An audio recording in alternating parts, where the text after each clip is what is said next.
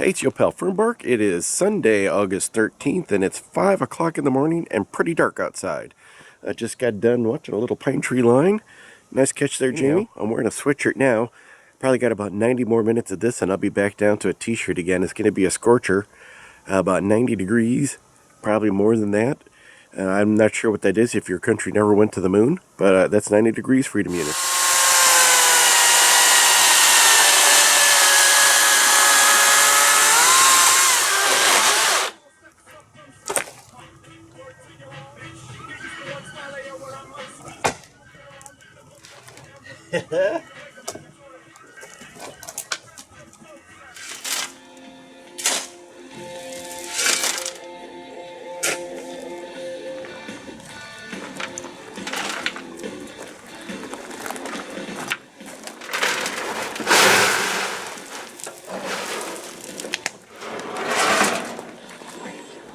I'm going to get started on my dinner today, and what we're looking at is a cast iron bread pan that I wedged into this 12-volt cooker. This is the Sabbath cooker, so this one has an adjustable reading on it that allows you to set how much power it uses. I got it on full blast number 3, which should be right around 90 watts. We're looking at 83, so not total full blast, but anyhow, that's what we're doing. We're heating up the pan. I'm gonna dice up some of this bacon with my 73 forge knife.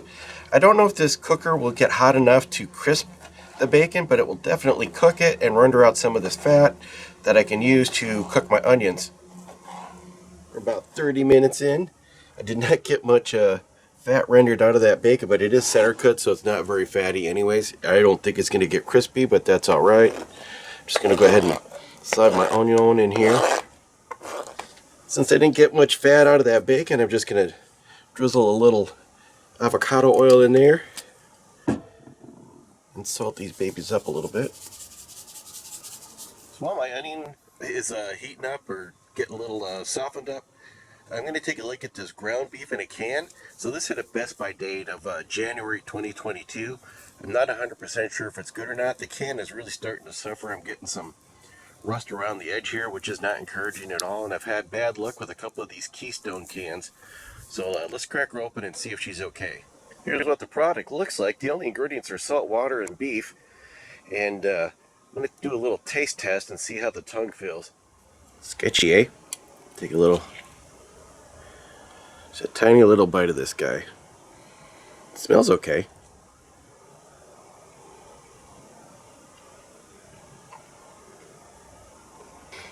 No numb tongue or anything, so I'm going to go ahead and give her a try. They really packed the ground meat in here. I think it gets packed in here raw, and then they cook it in the can. That's how it gets sealed and everything. But so it's pretty compressed together. It doesn't really look like ground beef, but it definitely is. It is super bland. They did not use much salt at all when they put this in here.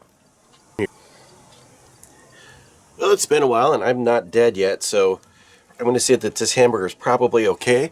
I'm going to go ahead and put half of this can in here, which is tricky doing on camera because I got the pan tilted so the camera can see it.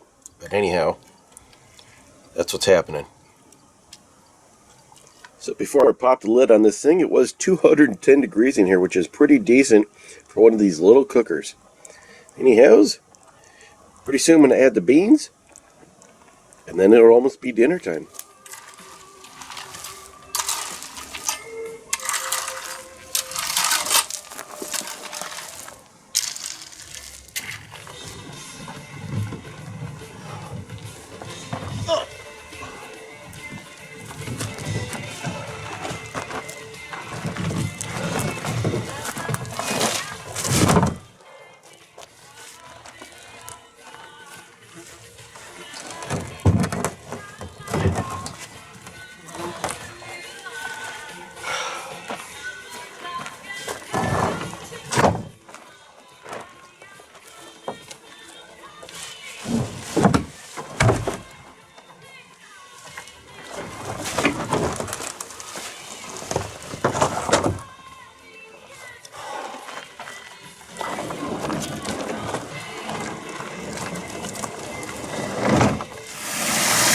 I'm using a battery-powered sump pump I'm just recycling the water through the black hose, hoping it heats up a little bit in the sun. We're starting out at 82 degrees. We'll see what we end up with when this battery dies.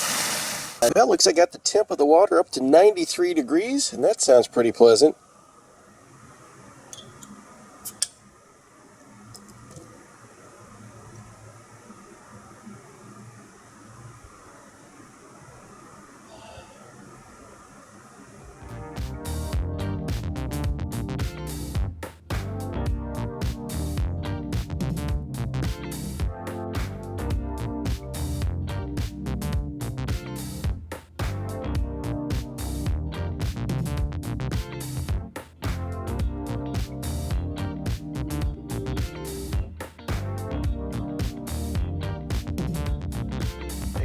From Park, it's August 19th, and it's a brisk 57 degrees outside, which it won't be too long before that actually sounds like a pleasant temperature.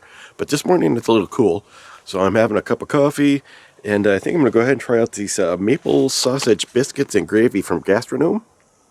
Let's try out. Alright, so the whole bag has 690 calories, 1,060 or 80, I can't tell for sure, milligrams of sodium, 54 grams of carbs. That's probably got a lot to do with the biscuits and the gravy.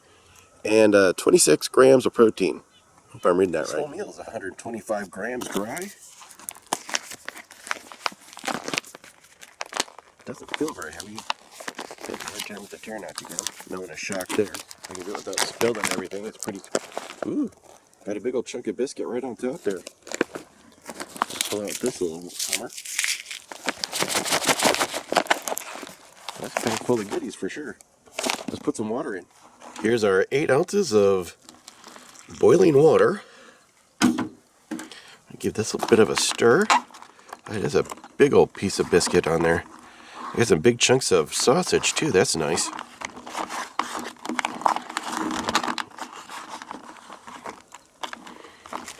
Ten minutes has gone by. Pop her out of the old Packet Gourmet koozie. See what we got.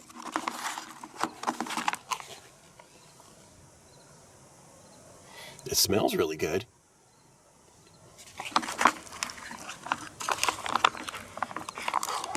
We'll go ahead and pour this in a bowl so we can have a better look.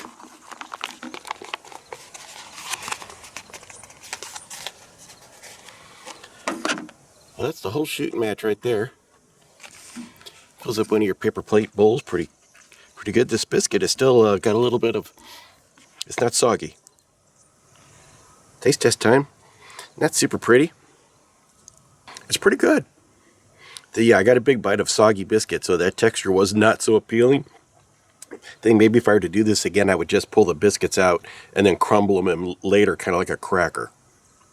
So again, I am a member of the Clean Plate Club. It was actually pretty filling. I was surprised. It didn't look like that much when I poured it into the bowl, but it's actually filled me up pretty decently. I don't really need to eat anything more right away.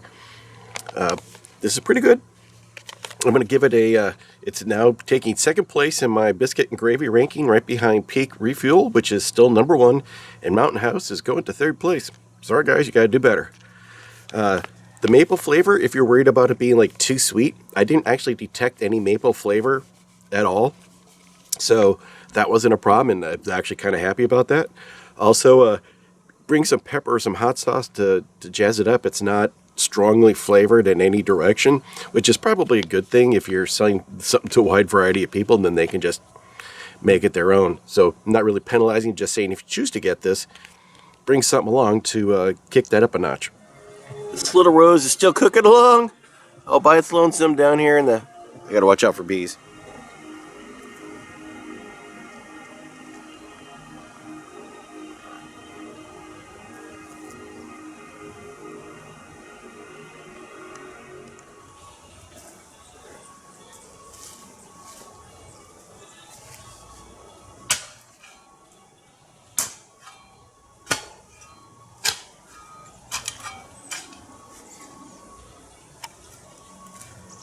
That's one of my favorite things to do, is pick a spot that might have the most possible roots and then dig a hole there.